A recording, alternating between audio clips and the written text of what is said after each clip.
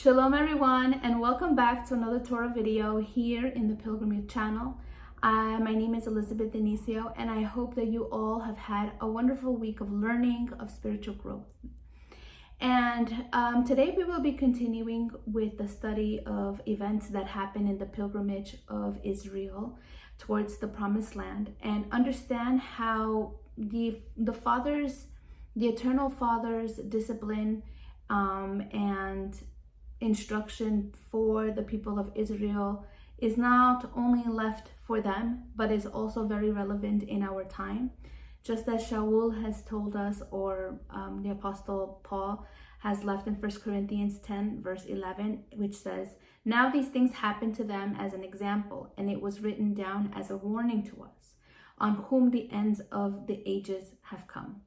So we see here that not only do we read the Torah because we want to know what happened, but we analyze every event that happened in the life of Israel as a whole, as a person, as a nation, in order for us to understand lessons that they were understanding as brand new pilgrims in the walk, as well as ourselves, that we are pilgrims now when we accept Yeshua as our Mashiach, and we understand and recognize that not only do we believe in Mashiach, but we also believe in the Torah as well.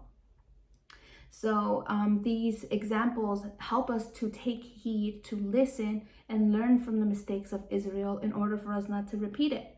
And vice versa, right? Not only do we see people in the Torah that show an example of what not to do, but we also have an example of people that we can learn from, righteous people that not only righteous, but brave and steadfast men and women who demonstrated their fidelity through a life of obedience in the promises of the Eternal.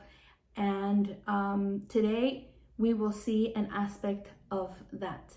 So the title for our study today is called An Eternal Promise Only for the Brave and Obedient, and we will be analyzing chapter 13 and 14 from the book of Numbers, or Bet Midbar in Hebrew.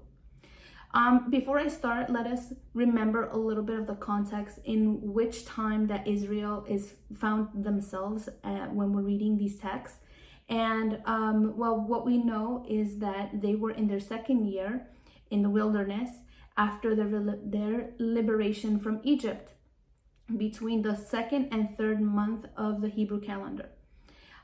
They were continuing their journey towards the Promised Land, as I mentioned before, but they had to stop because of what we learned last week, or where we left off the study, where Miriam and Aharon they engaged in the sin of gossip, where we saw last week how Miriam was given leprosy by the Eternal for this sin, and she was given leprosy for 7 days. So the entire camp had to wait, they had to wait until Miriam was purified from that leprosy. She had it for 7 days, and then from there they continued and they moved forward. They moved forward from that point on to the Promised Land. In this moment, we're gonna see a very important aspect where this precise moment where they're about to take the land, they're about to enter in it, how kind of reminds me of when we are about to receive something and we've waited for it, we've prayed for it, we have worked hard to be able to get to a certain point, but it's always that crucial moment where one single mistake, we can lose it all. So Israel was finding themselves in this situation as well, where this moment bared witness or showed how the people of Israel have reached their peak of rebellion, and was crucial for them to be able to continue or to be left out of the promise. So up to now, we have seen how Israel has had their time in being obedient to the Eternal, but more so, they've had times of rebellion. And here it will determine whether they will be able, for that generation that came out of Egypt, to be able to continue in the rebellion and stay in the desert, and be stripped from the promise that the Eternal gave, or would they be inheritors of that promise? So today we're going to be seeing some aspects of that. And let us begin with chapter 13. In chapter 13, from verse 1 to 4, it says, "The Lord spoke to Moses, or Moshe, saying, Send men to spy out the land of Canaan, which I am giving to you, to the people of Israel. From each tribe of their fathers you shall send a man, every one a chief among them." Verse 3, "So Moses sent them from the wilderness of Paran, according to the command of the Eternal, all of the men who were heads of the people of Israel." So although we see the verses imply that the Eternal is the one who told Moshe to send these men, let us remember in Deuteronomy chapter 1 from verse 22 to 24, it says the following. It says this, "Then all of you came near to me and said, Let's send men ahead of us to explore the land for us and bring us back word about the way we should go up and the cities we will enter. The idea seemed good to me, so I took 12 men from among you, 1 man from each tribe. They turned and went up into the hill country, and they came to the Wadi Eshcol and spied it out." So here we see, or we remember, or we're going to learn that the book of Deuteronomy was really a second, was like a retelling of the entire story of Israel. So here Moshe is telling them, is kind of retelling, or is it's retelling that part of this particular story of when people of Israel came to Moses and told them, look, we want to figure out how we're going to take this promised land. We want to have strategies. It seems to me that it was more like a military strategy. They wanted to have like a game plan ahead before they actually went and do it, after they actually went and conquered this land. But what they failed to realize was that the Eternal actually never, that wasn't the intention of the Eternal, because the Eternal said that they should go up directly to take over the land, that the Eternal was going to give them their enemies in their hand, and they didn't. The Eternal was the one who was going to fight for them. But it is the Israelites' princes who ask to go and inspect the place before entering. And when Moshe tells the Almighty, because remember, Moshe couldn't take any decisions, it seemed like a good plan for Moshe. So then he went and he told the Eternal. So we see in Deuteronomy that the Eternal allowed, or he authorized them to do so. So we understand that it was not the Eternal who ordered these men to go out and scavenge and scout out the land, but he did allow it. And this teaches us a very important thing, that not only is it important for our decisions to be aligned according to the will of the Father, because although we do have free will, and the Eternal may allow us to do certain things, we must always ask whatever we're going to do in wisdom, because a decision guided by emotions and without discernment can lead to terrible consequences, as it happened to the Israelites, or what we will see in further verses. The decisions of the princes, or these leaders of tribes, to check the land instead of trusting in the Eternal's promise of the land filled with, as the Father said, milk and honey, emerged from complaints of nonconformity and doubt.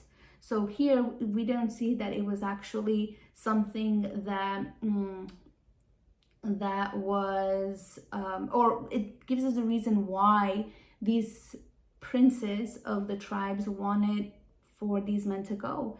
Because in reality, as we have been already studying, we see how the people of Israel actually didn't trust the Eternal's promise. They didn't understand him. They didn't understand the plan. They didn't understand what was their role as a people.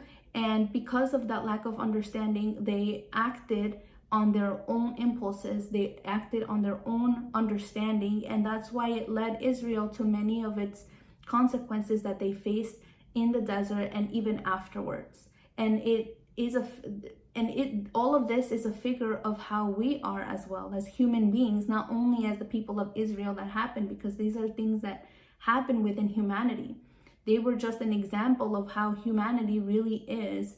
So we see here that they were not conformed. They were not happy. They wanted to do things their way. And this is just something for us to think about when we're living our life that the Eternal has given us, that we should make sure that what we're doing is really in the will of the Father, and it's not because of what we want. So here it demonstrated their uncertainty, Israel's uncertainty and fear, that the Eternal or their lack of confidence in the Creator. That's why they wanted to inspect and confirm for themselves if Elohim had promised, if the promise of Elohim was really true, it was really going to come through. So their lack of emunah or faith was an offense before the presence of the Creator, and the same thing can happen to us. When we go through times of uncertainty, of ambiguity, when we don't know what move to take next, it is important for us to seek out to the Eternal's will and wait and make sure and examine that our decisions are not based on what we think or what we want or our understanding, but it's based on the will of the Eternal. And the only way we're going to know that is if we are in constant study of the word of the Eternal. So the Ruach HaKodesh can lead us to all truth. From verse 4 to 16, scriptures detail who exactly went on this mission to scout and explore the land the Eternal had promised. In its total, it was 12 men, as one man of each tribe was sent to do this mission. One man from each tribe.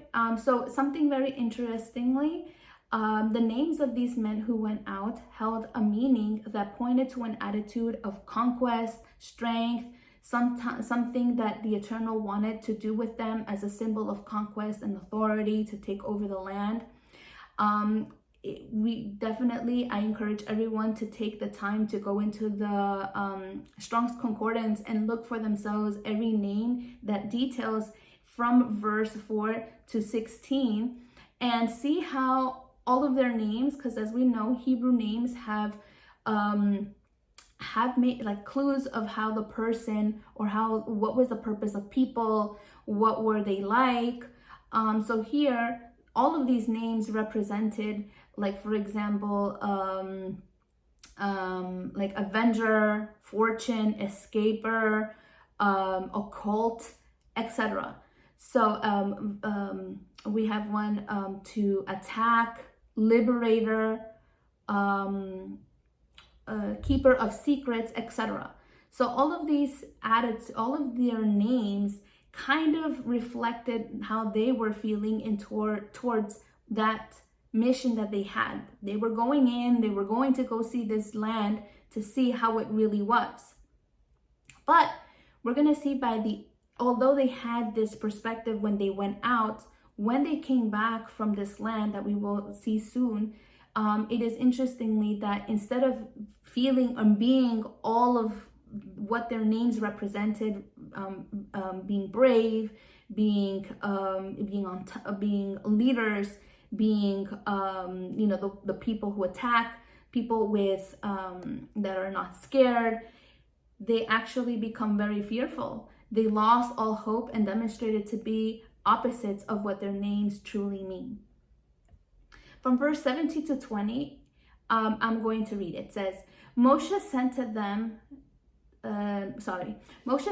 to spy out the land of Canaan and said to them, go up into the Negev and go up into the hill country and see what the land is, and whether the people who dwell in it are strong or weak, whether they are few or many, and whether the land that they dwell in is good or bad, and whether the cities that they dwell in are camps or strongholds, and whether the land is rich or poor, and whether there are trees in it or not. Be of good courage and bring some of the fruit of the land. Now, the time was the season of the first ripe grapes. So here we can clearly see the objective that these 12 men had in order for them to go to this land and scout it, be able to see what's going on, what were they looking for, what were they analyzing, what were they examining during this trip. And it seemed like Moshe was telling them specifically what to look for. From verse 22 to 25, it says, they went up into the Negev and came to Hebron. Heman, Sheshai, and Talmai, the descendants of Anak, were there. Hebron was built 7 years before Zoan in Egypt. And they came to the valley of Eshcol and cut down from there a branch with a single cluster of grapes, and they carried it on the pole between two of them. They also brought some pomegranates and figs. That place was called the Valley of Eshcol because of the clusters that the people of Israel cut down from there. At the end of 40 days, they returned from spying out the land. Israel headed towards Hebron, where Abraham brought the burial cave from Ephron the Hittite, as we saw it in Genesis 23. Technically speaking, this was his only piece of land in the promised land per se. But the text says that they came to Hebron, but it's interesting that they didn't mention anything about the tomb of Abraham, Sarah, Yitzhak, Yaakov, etc.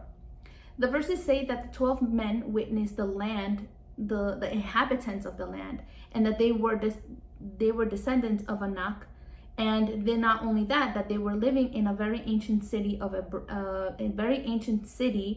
of Hebron that was built actually 7 years before Zoan, a city in Egypt.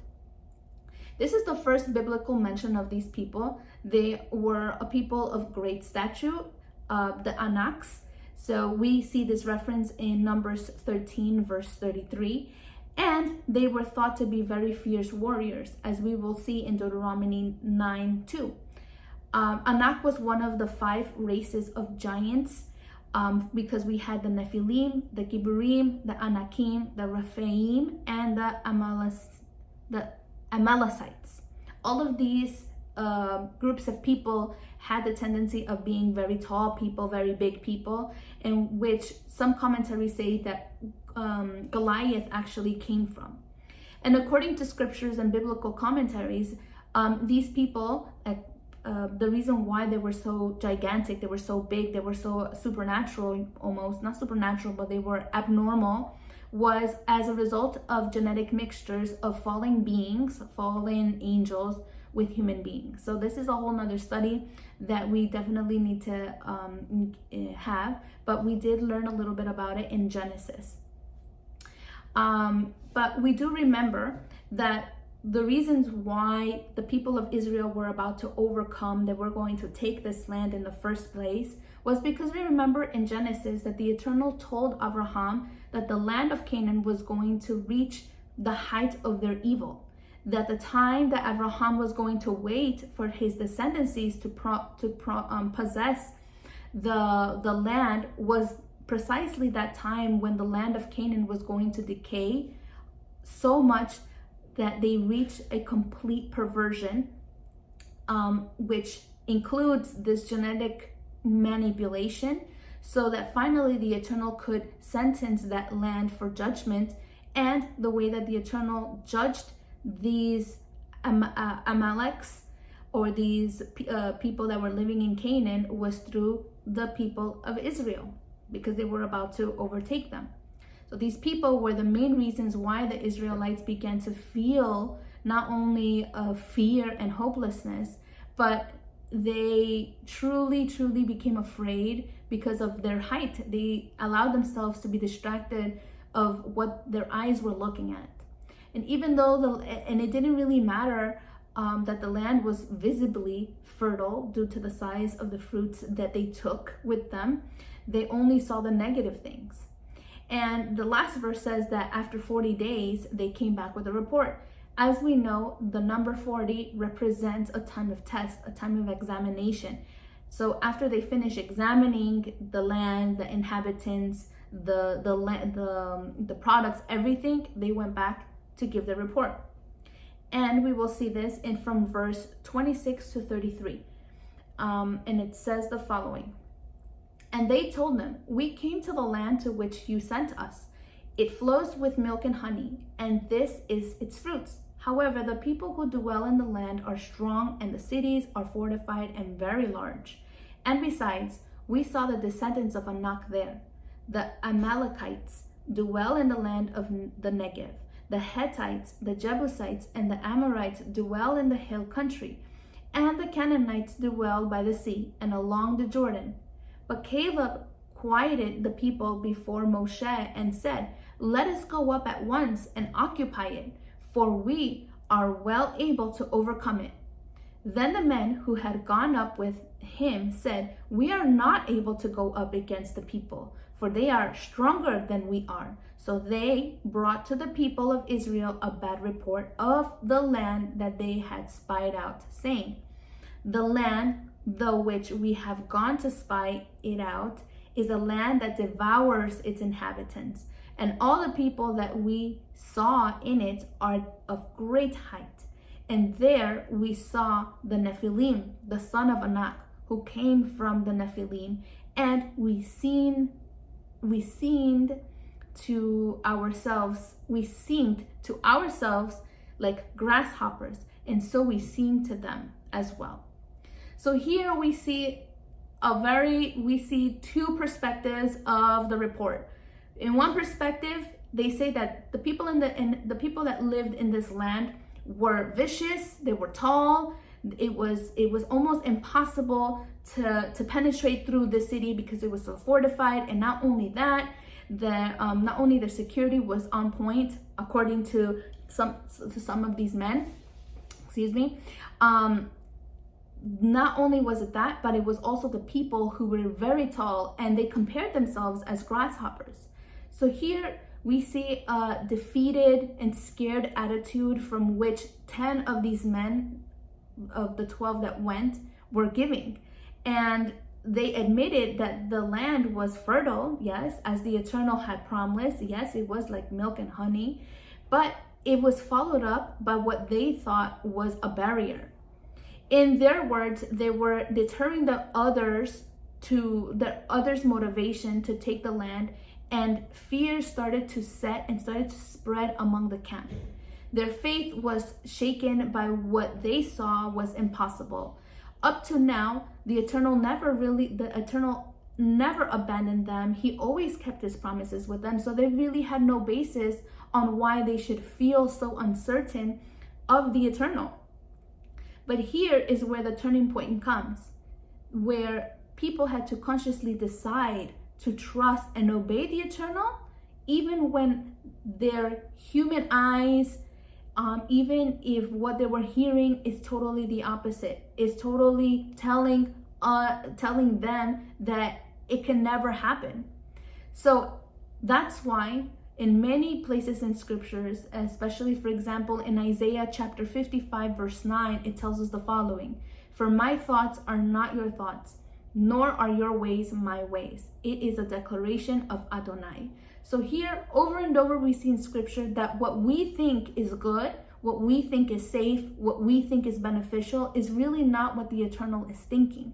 And this is a perfect example of what we can see in the attitudes, in the thought process of Israel at this moment, where they had to decide, how are they going to overcome, how are they going to take possession over the land of Israel, the promised land that the Eternal had.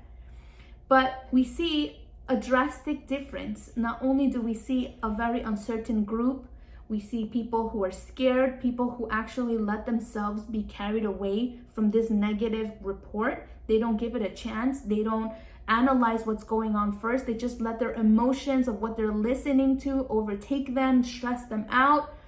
But interestingly, in these verses, we also see another drastic difference in some of the children of the Eternal, who are in total shalom. They are at rest, and they trust in the Almighty without a doubt.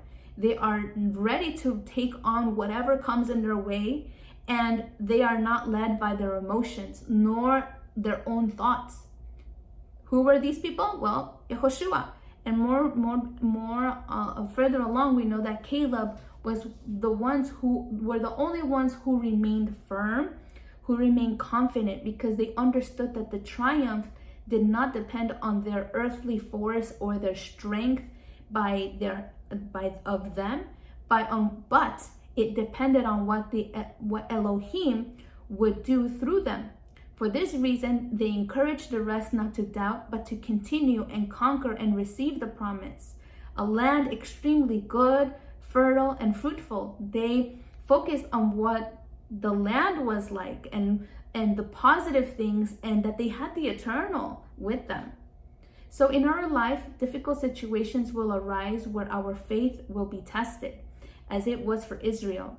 Joshua and Caleb's testimony teaches us that we must persevere in faith without doubt and without complaints, being fully confident that the Father is in control of all of the situations that happen in our life, that we are not alone, that we have the eternal. Therefore, we can be sure that His plans in our lives are better, and that for those who love Him, everything works out for the best. Let us not be overcome by discouragement or fear, but let us be imitators of those who, due to their trust and fidelity to the eternal, inherited the promise. And with this, we're going to go into chapter 14.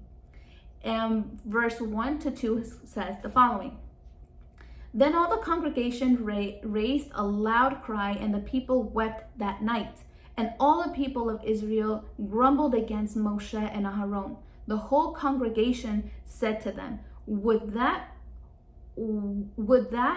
we had died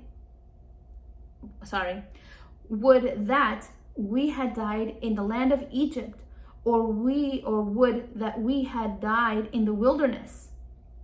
So this was an expression this was a reaction of the information that the people of Israel were receiving. It's almost like a mixed information of what they were receiving, but it seemed like everybody was leading towards what the 10 were saying, because there were more. And the people started to murmur against the eternal and belittle the promise that he wanted to grant them. Their disbelief and fear paralyzed them even before entering the land. The real enemies that left them prostrated in the desert were not the physical ones, were not the Anakim, were not the actual giants, but it was those that were within their own spiritual weakness in their minds. As believers, we must fill our minds and hearts with the word of the Creator, so that in moments of trials, our attitude is trust, firmness, and obedience to the promise given to us by the Creator.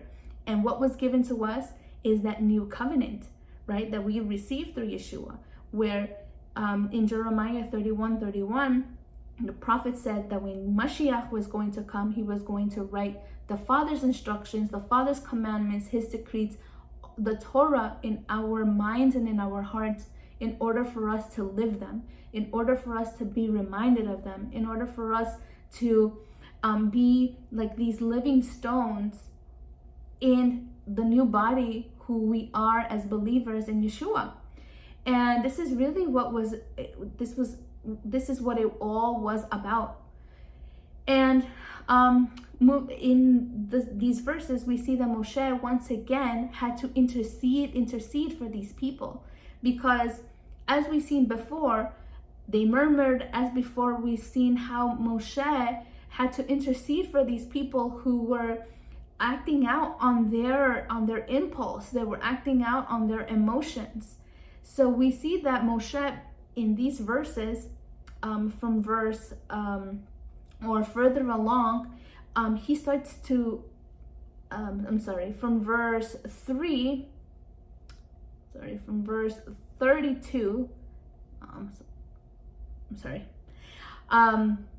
from verse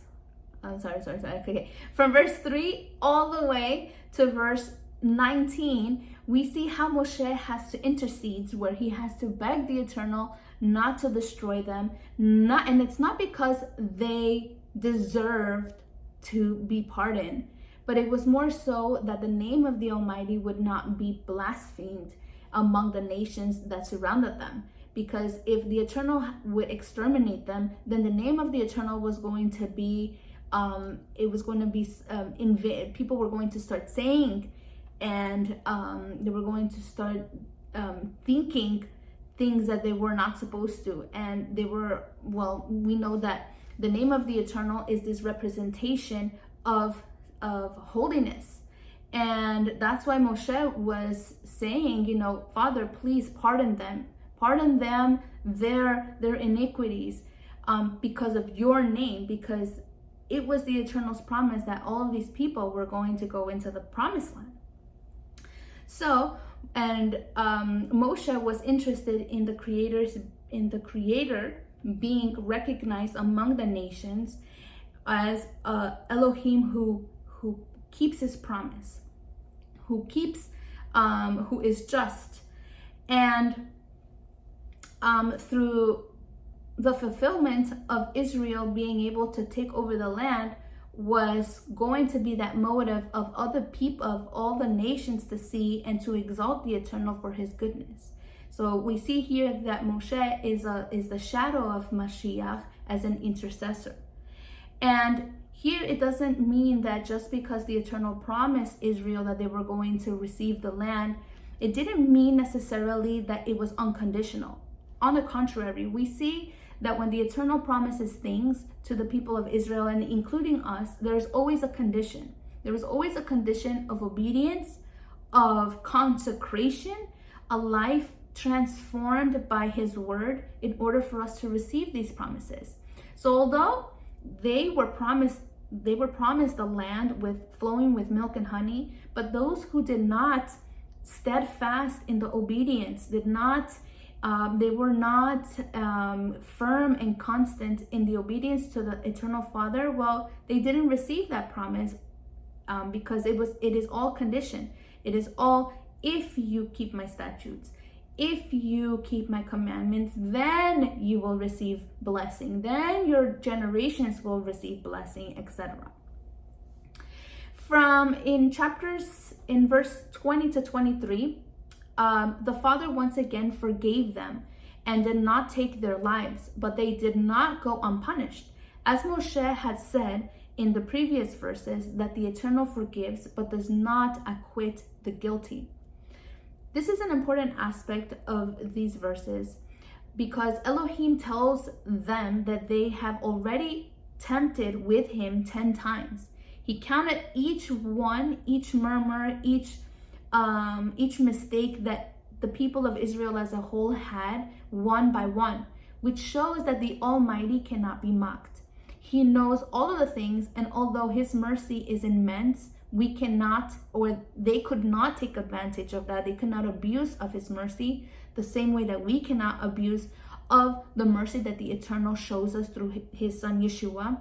And we know that no human being, of course, is infallible, that there's no perfect human being that does not make a mistake. On the contrary, we are people who are growing in understanding. We're people who are growing in our walk with the Eternal, in our relationship with the Eternal, and we will make mistakes. But the important part is that we recognize where our mistake is, we rectify it, and we make teshuvah, and never ever ever and try our very best and work for us to never do it again. But as we see here, it was not impossible but it is not permissible, and it's not okay for them and for us to be falling and saying, well, I did this today, I'm sorry, and then tomorrow we do it again, and we do it over and over again into the same things, and use the goodness and mercy of the Father as a pretext. Because he who knows deliberately what sin is not okay, the person who deliberately does something on purpose, knowing that is not correct, well, there is no more remission for their sins, because the delivery of Yeshua would not be valued, which was precisely so that we would be able to be reconciled to the Father, because sin separates us from the Father, and we would be freed from the slavery of sin and achieve the eternal purpose. That generation lost the opportunity to enter the promised land because they allowed themselves to be dominated by their emotions. They were overcome by disbelief and fear. They did not believe that they were capable of conquering the land, as they say. They surrendered before they even tried. Their mistake made me reflect, and which made me, kind of put myself in their shoes. And I realized that it is actually something very normal, you could say, as like if I were in their shoes, I knew that for sure I would have reacted the same way, especially because there were more men saying that, it was almost impossible. And if we went there, then we would die. It's especially when people discourage us from doing something. Then I see, like, for example, what was going on with the 10 spies, with the people of Israel. And perhaps in their circumstances, well, I would have acted the same way. But something that I reflected was that, but now having the Ruach HaKodesh of the Eternal, knowing the instruction and his promises that we have through Yeshua, this cannot be our response. This is, although is something that maybe we would have fallen in the past, but when we're filled with the Ruach HaKodesh, we have to act different. We cannot allow our emotions to dictate and to dominate our life. Our trust in the Father should be not dependent on the circumstances, even though the giants of this world are many, whether it be disease, it'll be deficiencies, materialism, assimilation, disappointments, etc. Our gaze cannot be focused on the problems, but on the Creator, because just like them, we are not alone, and this is the point that changes everything. Faith, having certainty, security, and trust in the eternal of what he has promised us is what makes us different. The enemies of Israel were real, just as they are today. But the eternal was going to give them the strength to triumph, because he would fight with them and for them. They just had to believe and be obedient. And that's exactly the same thing we as believers must do. Have confidence in the Father and in his Son, and be obedient to his instructions. From Numbers 24 to 25, it teaches us that Caleb and Joshua had another spirit. They were upright. They did not let themselves be intimidated. They trusted in the Creator, and he considered them, allowing them and their descendants to take over the land. They were the small remnant that remained faithful, and not only that, but they encouraged others in Israel to persevere in that same faith as well. These men were really committed to the eternal. They understood the freedom they had received, and the promise they had did not only consist of receiving blessings.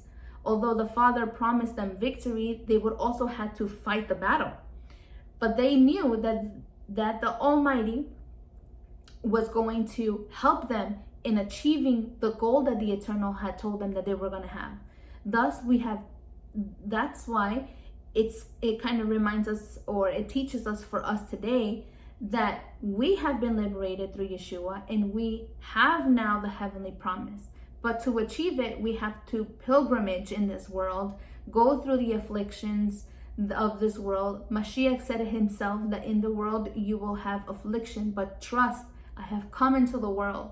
Therefore, we must be firm and constant, as Joshua and Caleb were, understanding that serving the Father implies not only having benefits such as shalom, joy, security, but it also implies obligations such as being obedient, living a consecrated life to him, denying ourselves, defeating our ego, because the door is very narrow, but that's the door that leads to life.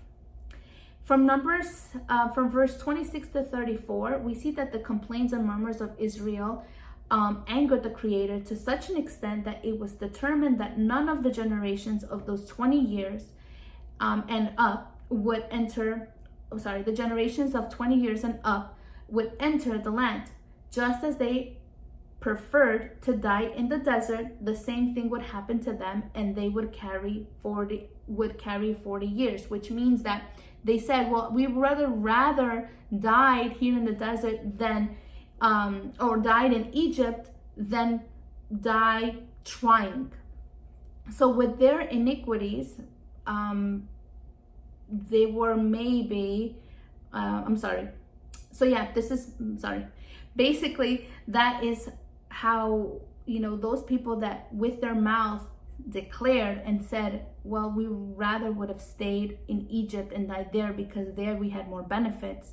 Well, we see that they didn't receive that promise, right? We saw that all of the people that came out of Egypt, that they saw the miracles, the grand hand of the Eternal in their lives were actually stripped away from the privilege of being able to go into Canaan because of their lack of faith, because of their doubt, because of their attitudes, because of their rebellion. That's why we see in Hebrews 3 from verse 7 to 13, which I will not read because of the time. It teaches us about the importance of trusting fully in the Eternal, not adhering to ourselves or complaining in the face of adversity, that neither disbelief nor bitterness make us lose our great promise. There is nothing more important than that. The world passes and the desires passes too, but the ones who does the will of the Father remains forever. From verse 35 to 38, the men who incited the people to murmur and distrust the Eternal were cut off at the very moment. Their iniquity did not go unpunished, and many could say, but how bad or how little compassionate was the Eternal to them that the Eternal didn't even show them mercy. Well, we see here clearly that the Eternal considers what we do. He weighs he gives us according to what we are doing, right? According to our works, according to our actions, our influence, and our behavior over others as well. Something he has to cut, and it seems like it has to be something that he has to cut from the root. So in order for the rest of the community not to be contaminated by their same thoughts. That's why Yeshua said in Matthew 18:6 that it would have been whoever causes one of these little ones who believe in me to stumble, it would have been better for him if a milestone were hanged around his neck and he drowned in the bottom of the deep sea.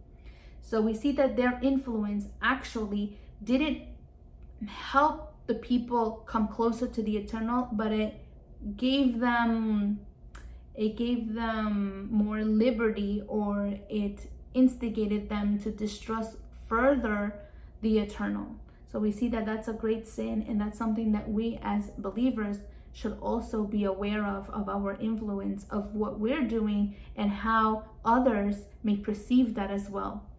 Especially those who do not have the same maturity level, for those who don't have the same understanding of what we understand. And that's why our testimony is very important, of what we say, of what we do, and what we present before the brethren in the communities or when we're together.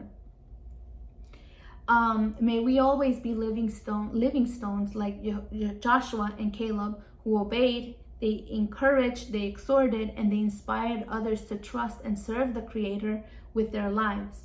May we be light, giving good testimony so that we may not be cut off like those 10 men. From verse 39 to 45, specifically verse 39 and 40 says the following. When Moshe told these words to all the people of Israel, the people mourned greatly, and they rose early in the morning and went up to the heights of the hill country, saying, "Here we are. We will go up to the place that the Eternal had promised, for we have sinned." When they heard Moshe's words of what the Eternal had said to them through Moshe, they were grieved and decided to go and conquer the land. Now they were like, oh no, okay, now we're gonna do it. Wouldn't it, like when I was reading this part, why did they wait in order to hear what the Eternal had to say about them, that if they would have trusted, they would have gone this. If they would have done this, then they would have received that. Why did they wait until that moment in order to react? It would have been better to obey from the beginning, but their reaction is very common to us as human beings. This is the attitude we undertake when we feel in danger or threatened. There are certain decisions that we make out of impulse. Only then is the time when we need to seek the Eternal. What happened to Israel is a great example for us It teaches us not to waste time. If we know the Father's instruction and the promise we have, let's not leave the service until tomorrow. Let's persevere, because this is the time. This is the time to react now, when we're going through trial, not when the Father has to put us to the test in order for us to show what we've learned, to demonstrate to the Eternal our fidelity to Him in obedience. It's not the time when we're in trial and tribulation where we only look for the Eternal. It's in all the time. And as we see here, that it was too late. The people of Israel reacted and they wanted to conquer the land way too late, when it was no longer the time. And we see that that generation, only the younger generations were going to be able, along with Caleb and Yehoshua, were going to be able to go into the land. From verse 40 until the end of the chapter, it tells us that now the Israelites persisted in going up, even though Moshe told them no, and they still did it anyways. They showed their rebellion in this way. They did not stop to think that the Ark of the Covenant would not go with them, because without the divine presence, they could not win. Again, they were rebellious and suffered the consequence of that. As the scriptures say, if the Eternal does not build a house, the builder works in vain.